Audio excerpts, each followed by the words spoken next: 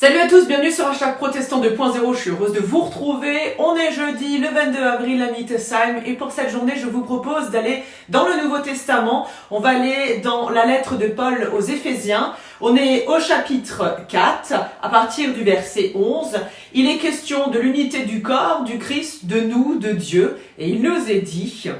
C'est lui qui a fait les dons particuliers liés aux hommes. Des uns, il en a fait des apôtres, d'autres des prophètes, d'autres encore des évangélistes, des pasteurs ou des enseignants. C'est ainsi qu'il a rendu le peuple de Dieu apte à accomplir son service pour faire croître le corps du Christ.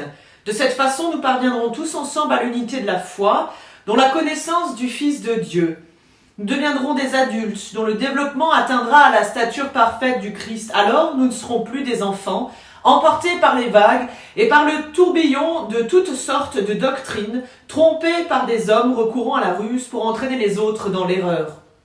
Au contraire, en proclamant la vérité avec amour, nous grandirons en tout, vers le Christ qui est la tête. C'est grâce à lui que le corps forme un tout solide, bien uni par toutes les articulations dont il est pourvu. Ainsi, lorsque chaque partie fonctionne comme elle le doit, le corps entier grandit et il se développe par l'amour. Alors un pour tous et tous pour un, c'est ce qu'on pourrait dire.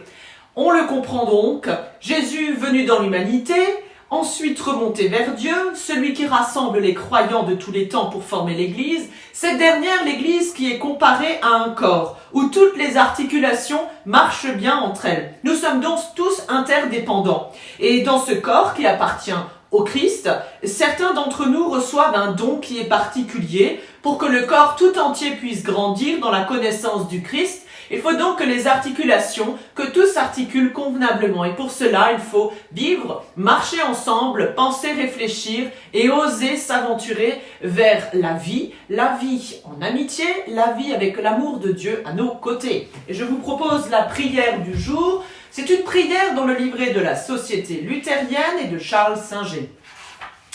Merci pour Jésus-Christ, par son passage à travers la mort, il a orienté le voyage des hommes définitivement vers la vie.